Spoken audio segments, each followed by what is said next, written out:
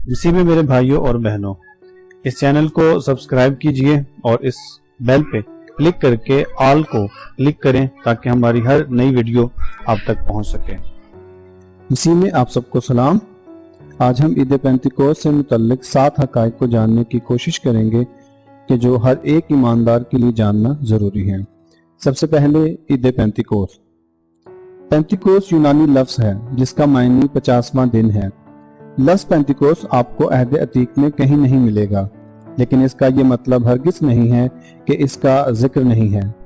अहद अतीक में इसको पहले फलों की ईद, हफ्तों की ईद, फसल काटने की ईद, नज़र की कुर्बानी की ईद, गंदम की कटाई की शुक्रगुजारी की ईद कहा गया है।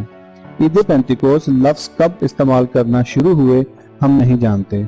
गालिब ख्याल है कि यह सिर्फ जुबान के फ़र्क की वजह से है, क्योंकि यहूदी इसको 7 हफ्तों की ईद ही बोलते होंगे और यूनानी में उन्होंने इसको 50वां दिन कह दिया। कलाम मुक़द्दस में इसकी वजाहत इन अल्फाज में है, और 7वें सब्बत के दूसरे दिन 50 दिन गिन लेना, तब तुम खुदावंद के लिए नजर की नई कुर्बानी गुजराना। अखबार 23 बाब और उसकी 16वीं आयत। इसके अलावा इस ईद पर हजरत मूसा के कोह सीना से शरीयत खुदावंदी लाने की याद भी मनाई जाती थी। अहले कलीसिया के लिए ये एक नहायत अहम त्यौहार बन गया। 2री और 3री सदी के अक्सर उलमा इसका जिक्र करते हैं। इस दिन बपतिस्मा देने की रिवायत भी सदियों से चली आ रही है। दूसरे नंबर पर आग के शोला की सी फटती हुई जुबानें। अमाल की किताब में इसके अलावा 3 हवालाजात और हैं जिनमें पाक रूह के नाजिल होने का जिक्र है। ये अल्फाज सिर्फ इसी जगह इस्तेमाल हुए हैं, किसी और जगह नहीं। इससे एक ये बात वाज़ेह हो जाती है कि पाक रूह इस बात का पाबंद नहीं कि वो हर दफ़ा उसी तरह नाजिल हो जैसा कि अमाल 2 बाब में हुआ। ये जुमला बहुत ज़्यादा अहमियत का हामिल है। इसका सबसे पहले तो इन अल्फाज के साथ ताल्लुक है जो यूहन्ना ने यीशु के लिए कहे, मैं तो तुमको तौबा के लिए पानी से बपतिस्मा देता हूँ, लेकिन जो मेरे बाद आता है वो मुझसे जोरावर है, मैं उसकी जूतियाँ उठाने के लायक नहीं, वो तुमको रूह कुद्स और आग से बपतिस्मा देगा। मत्ती 11वां बाब 3री आयत, लूका 3रा बाब 16वीं आयत। लेकिन ये जानना अहम है कि आग की ज़रूरत क्यों है। रूह कुद्स की ज़रूरत तो समझ में आती है, आग की क्या ज़रूरत है ये भी एक पेश गोई है कि जो खुदा ने इस जगह पर पूरी की। आइए गौर करते हैं। जब खुदावंद सिय्योन की बेटियों की गंदगी दूर करेगा और यरूशलेम का खून रूह अदल और रूह सोजान के जरिए से धो डालेगा। यसाया 4 बाब 4 आयत। सोजान का मायनी जलता हुआ शोला है, वही जो शागिर्द देख रहे थे। इस पेशगोई के मुताबिक ये नहायत जरूरी था कि रूह कुद्स के साथ आग होती, क्योंकि ये हमें हमारी सारी गलाजत से पाक कर देती है। एक सवाल जो हमारे दिल में पैदा हो सकता है वो ये कि अब ऐसा क्यों नहीं होता। क्या अब रूह कुद्स हमें हमारी गलाजत से पाक नहीं करता? ऐसा नहीं है, बल्कि यहाँ ये बताना मकसूद था कि वो वादा जो खुदा ने किया था वो पूरा हो गया है। तो जो चीज़ खुदा की तरफ से आ गई है वो सबके लिए है, एक जैसी है, लेकिन शुरू में इस तरह जाहिर होना ज़रूरी था। एक तो वादे की यकीन दहानी के लिए और दूसरा आगाज ऐसे ही होना चाहिए था, जोरदार, दमदार और हिला देने वाला। तीसरे नंबर पर है जोर की आंधी का सन्नाटा। ये जुमला भी हमें सिर्फ इसी जगह नजर आता है और ये आप कह सकते हैं ओपनिंग में धमाका करने जैसा था। अलावा अजी इसकी जड़ें भी हमें अहद अतीक में मिलती हैं। मरकूम है, उसने कहा बाहर निकल और पहाड़ पर खुदावंद के हुजूर खड़ा हो, और देखो खुदावंद गुजरा और एक बड़ी तुंद आंधी ने खुदावंद के आगे पहाड़ों को चीर डाला और चट्टानों के टुकड़े कर दिए, पर खुदावंद आंधी में नहीं था। और आंधी के बाद जलजला आया, पर खुदावंद जलजले में भी नहीं था। पहली सलातीन उसका 19वां बाब और 11वीं आयत। ऐसे अल्फाज खुदा के रोब को जाहिर करते हैं। खुदा की गरज की आवाज़ सुनकर ही बनी इसराइल ने मूसा से कहा कि तू ही वो बातें जो खुदावंद हमारा खुदा तुझसे कहे हमको बताना। इस्तिस्ना 5वां बाब 27वीं आयत। एक और मकाम पे लिखा है, और मैंने नजर की तो क्या देखता हूँ कि शुमाल से आंधी उठी, एक बड़ी घटा और लिपटी हुई आग और उसके गिर्द روشنی چمکتی تھی اور اس کے بیچ سے یعنی اس آگ میں سے سکل کیے ہوئے پیتل کی سی صورت جلوہ گر ہوئی۔ حزقیل پہلا باب 4 آیت۔ روح القدس تثلیث کے اکنوم میں سے ایک ہے، تو سامعین خدا کو اسی طرح سے ظاہر ہونا چاہیے تھا۔ 4 نمبر پر جو زبانیں بولی گئی وہ ساری زمین کی تھی۔ سامعین ہمارا خدا قدرت والا خدا ہے جو ناممکن کو ممکن کر دیتا ہے۔ غیر زبانیں نازل ہونا اعمال کی کتاب کے اور حوالوں میں مل تو جاتا ہے، لیکن جو کام یہاں ہوا کسی اور جگہ نہیں ہوا۔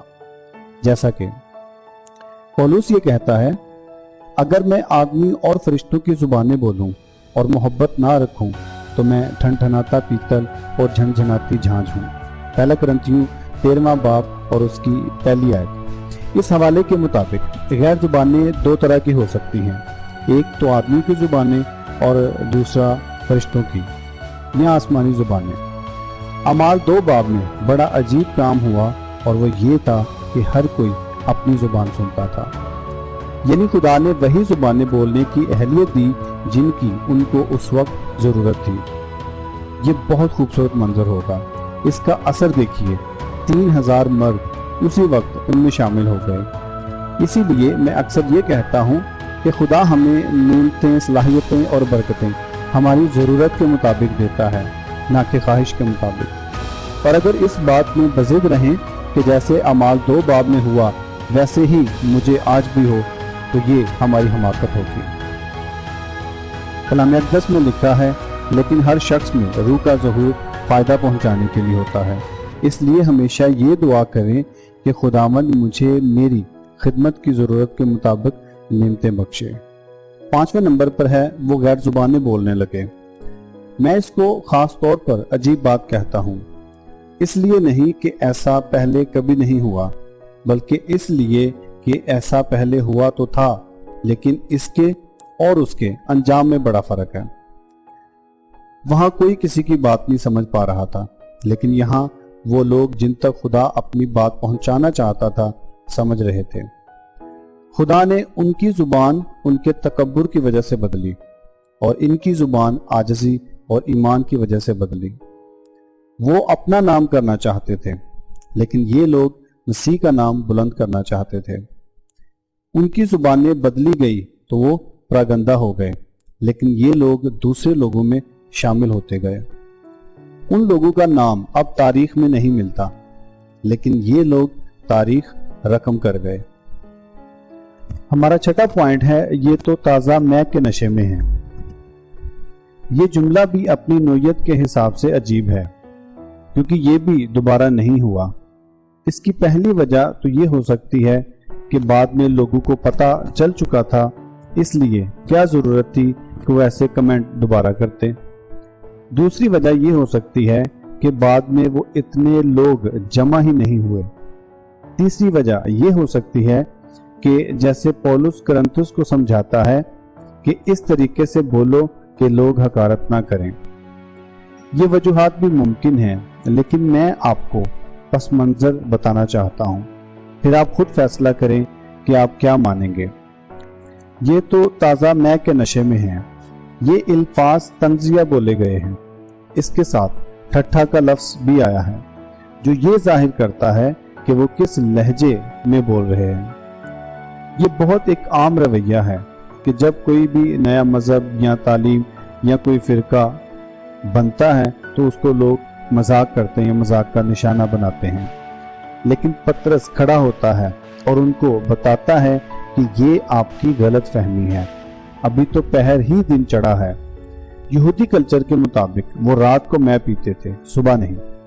یہاں صبح کا وقت بتایا جا رہا ہے، کنگ جیمز ورژن میں 3 گھنٹہ لکھا ہے، جو صبح کے 9 بجے کا ٹائم بنتا ہے، اور وہ دوبارہ ہیکل میں عبادت کے لیے جانے کو تھے۔ اس وقت میں ممکن نہیں تھا کہ کوئی ایسے کرے۔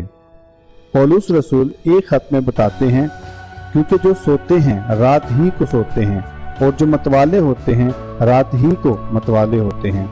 پہلا تسالونیکیوں اس کا 5واں باب اور اس کی 7ویں آیت۔ اس لیے اس حوالے کے مطابق بھی جو ان کا کلچر تھا اس کے مطابق وہ رات ہی کو مے پیتے تھے، دن کے وقت نہیں پیتے تھے۔ तो जो लोगों का डाउट था पतरस उसको क्लियर करता है और उनको समझाता है, और उसी का नतीजा बाद में हम देखते हैं कि लोग खुदावंद यीशु मसीह पर ईमान लाते हैं। सातवां और आखिरी पॉइंट, हर एक को सुनाई देता था कि ये मेरी ही बोली बोल रहे हैं। इस हवाले के बारे में ज्यादा लोग यही जानते हैं कि यहाँ शागिर्दों ने गैर जुबानें बोली, लेकिन इसमें अजीब बात यह है कि वहाँ मौजूद लोगों को भी खुदा ने ये सलाहियत दी कि वो अपनी अपनी जुबान में सुन सकें। पहले कुछ आयात में हमें अंदाज़ा नहीं होता, इसलिए कि इन आयात में जमा के सिरे में बात की जाती है, और ये हो सकता है क्योंकि जब कोई किसी एक ग्रुप से उनकी जुबान में बात करेगा तो वो समझ सकते हैं, जैसा कि इन हवालाजात से जाहिर है। जब ये आवाज़ आई तो भीड़ लग गई और लोग दंग हो गए, क्योंकि हर एक को यही सुनाई देता था कि ये मेरी ही बोली बोल रहे हैं। यहाँ जमा के सिगा में बात की गई है। फिर क्यों कर हम में से हर एक अपने अपने वतन की बोली सुनता है, मगर अपनी अपनी जुबान में उनसे, यानी यहाँ उनसे जमा के सिगा में बात की गई है, उनसे खुदा के बड़े बड़े कामों का बयान सुनते हैं। लेकिन जब हम थोड़ा आगे बढ़ते हैं तो हमें माहौल तब्दील होता हुआ नजर आता है। यहाँ एक ग्रुप नहीं है बल्कि सारे लोग हैं जो अलग अलग जगह से और अलग अलग जुबान बोलने वाले हैं। लेकिन पतरस उन 11 के साथ खड़ा हुआ और अपनी आवाज बुलंद करके लोगों से कहा।